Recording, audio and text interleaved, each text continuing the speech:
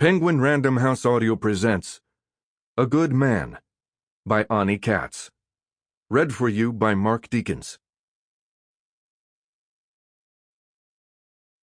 For my grandparents, Murray, a mensch, and Lillian, a lover of opera. The Billy Club arrived with the first shipment of Christmas presents that year, one package among several stacked on the front porch. The snow had started in the late afternoon, and by the time I got home from work, the lawn was dusted with powder. The girls were still out. Ballet, maybe, or a violin lesson. In the hush of the early dark, I knelt and gathered the gifts in my arms, then carried them into our house.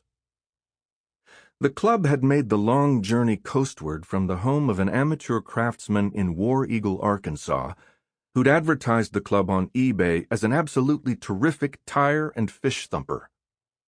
Carved from Ozark red cedar, the club was about the size of a t-ball bat, and it had a nice old-fashioned look to it, like something you'd hang in your study instead of your garage.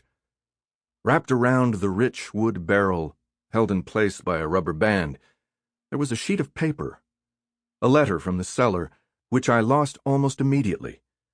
The missive must have been shuffled in with the old-school flyers and grocery lists and holiday cards, tossed out with the rest of the paper ephemera that was always blanketing the kitchen counter. But I remember most of what the letter said. It was a testimony of faith, one man's deliverance from death through the power of prayer. Stricken by pancreatic cancer, the seller had given up on life, but one day his wife had dragged him to church, long-sleeved in the August heat, trying to hide the yellowing of his skin, and there in the pew he had a revelation. He saw his entire life pass before his eyes, and that's when he knew that he was being protected by a power greater than himself.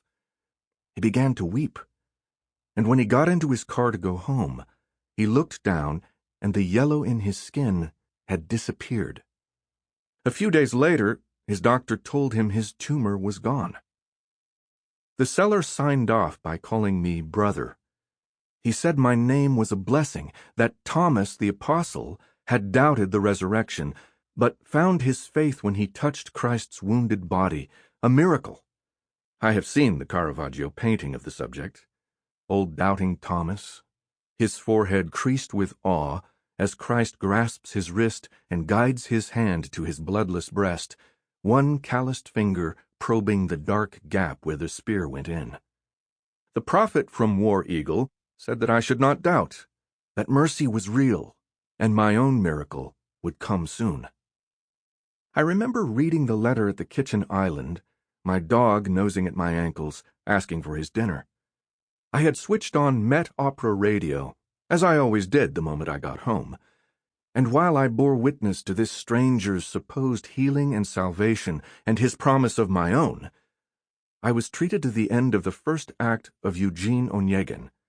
It was the splendid 1992 Beechcroft recording. Forostovsky is impeccable in the title role. I folded the letter away as my wife and daughter bustled in through the side door, the sweet jangle of their chatter and the dog's exuberant yelps drowning out Onegin's warnings to Tatiana about self-control and inexperience, my dear girls' voices mingling with the chorus of the maids singing blithely in the garden, cold air exhaling off their bodies as they greeted me, the dog hurling himself at our shins. Swimming. It had been swimming. I remember my daughter's wet hair, her dark curls still stringy and sodden against her neck and collar, the chlorine on her skin when she kissed me. Earlier that year, my agency had done a television spot for a cancer drug that supposedly added 6 months or more to the lifespans of truly hopeless cases. The ad opens with a scene of a Mr. Rogers type, struggling to rouse himself from an easy chair, looking fretfully at the stoic face of the clock on the wall. Then it cuts to a woman escorting her elderly mother down a hall, their faces grim. That scene gives way to a handsome man lying in bed, too tired to notice his wife tidying around him. These are the sick, the nearly dead, their worlds cool and colorless. But then a sunburst comes sparkling into view, a constellation of gold that forms the name of the miracle drug. Honeyed droplets scatter and suffuse the air of each tableau, bringing life to each lost cause. Now the Mr. Rogers type is sitting at a newly renovated kitchen counter, playing a game on a digital tablet with his grandson. His own son is chopping vegetables, sneaking a fond gaze at his old man. Now the woman is walking with her mother on a quaint downtown street lined with cherry blossom trees, their faces masks of bliss. Now the handsome man is waltzing with his wife at an outdoor wedding, his hand pressed to the small of her back. They are all alive, defiantly so. In the last shot, these people find themselves gathered in a summer field, drawn together by some powerful, benevolent force. They look around, smiling cautiously, unsure if they know each other, but certain they belong there. Before them is a glowing golden obelisk, carved with the miracle drug's name. They all reach out their hands and step into the light. That's what I did for a living. I spun stories, made things like death seem clean and manageable, attractive even. I don't really believe in any of it, of course. God, miracles, any of those fantasies. I believe in medicine and advertising, but even those realities aren't infallible. Sometimes the drug doesn't work. Sometimes people see through the story you're trying to sell. The most earnest expression of faith I can tolerate is Wagner's masterpiece, Tannhäuser. The titular hero of the opera is a talented court singer in 13th century Germany, and when we first meet him, he is ensconced in the sensual grotto of Venus, the pagan goddess of love and lust. Tannhäuser's appetites have finally been satisfied, and he longs for the wholesome joys of the world he left behind, the soft air of spring and the sound of church bells.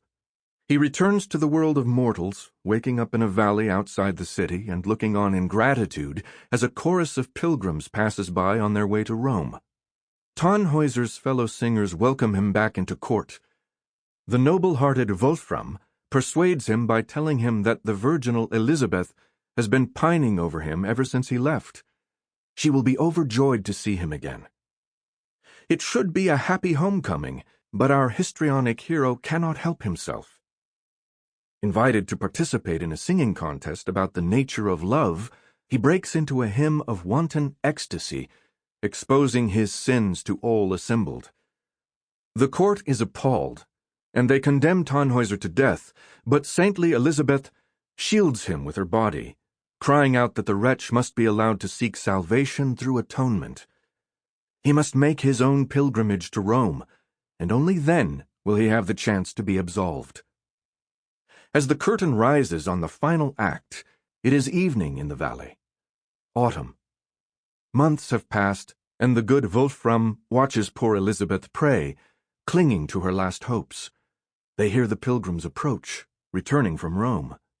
As they sing of their journey, Elizabeth searches each face, looking for Tannhäuser, but he is not among the faithful. She kneels in defeat. Though Wolfram tries to guide her home, she tells him that her path leads toward heaven. She must intercede directly with God to save the man she loves. At last, Tannhäuser appears, haggard and pale. He tells Wolfram he has failed, that when he reached Rome and sought absolution from the Pope, he was forever damned with an awful decree. As this staff in my hand no more shall bear fresh leaves, from the hot fires of hell salvation never shall bloom for thee.